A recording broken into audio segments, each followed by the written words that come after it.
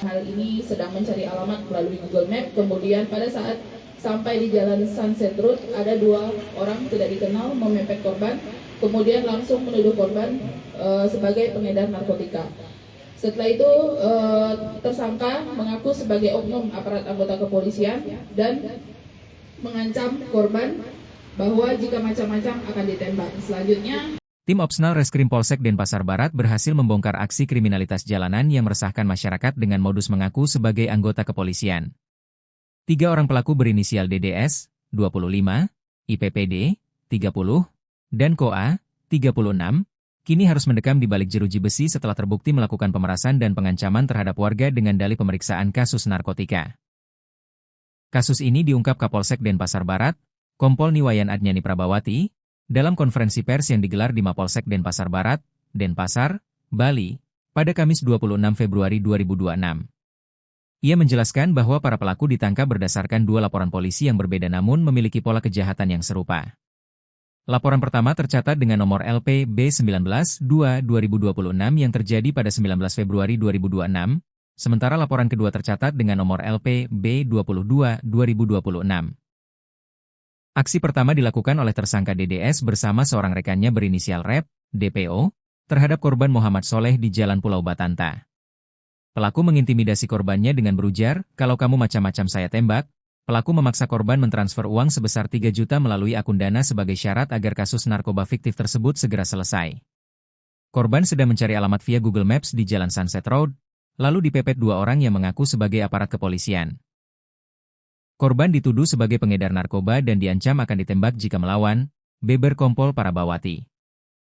Kasus kedua melibatkan tersangka IPPD dan KOA yang menyasar Muhammad Yusuf Ali Syahbana di Jalan Mahendra Datta. Modusnya pun sama, pelaku memberhentikan korban dengan dalih daerah tersebut rawan transaksi narkoba.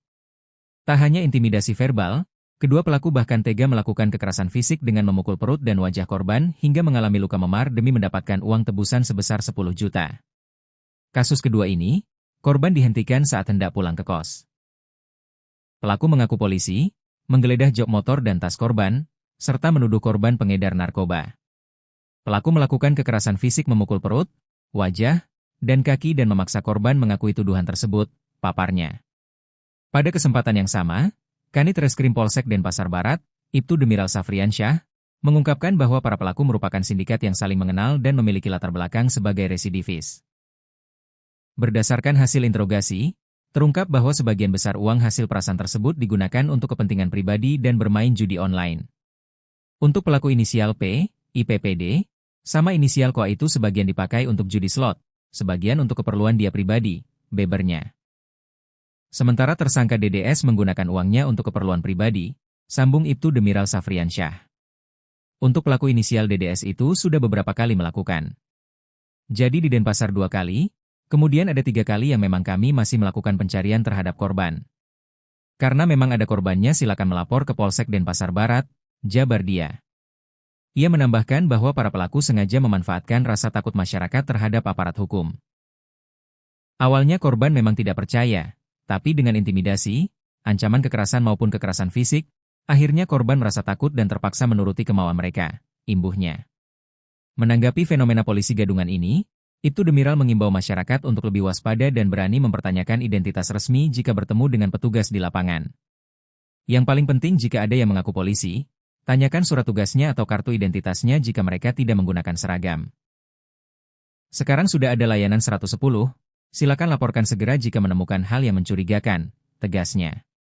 Atas perbuatannya, para tersangka kini dijerat dengan pasal 482 KUHP dan atau pasal 492 KUHP tentang pemerasan dan pengancaman dengan ancaman hukuman penjara paling lama 9 tahun. Polisi juga mengamankan barang bukti berupa unit sepeda motor yang digunakan saat beraksi, bukti transfer QR ke akun slot, serta hasil visum korban. Download Tribun X sekarang, menghadirkan lokal menjadi Indonesia.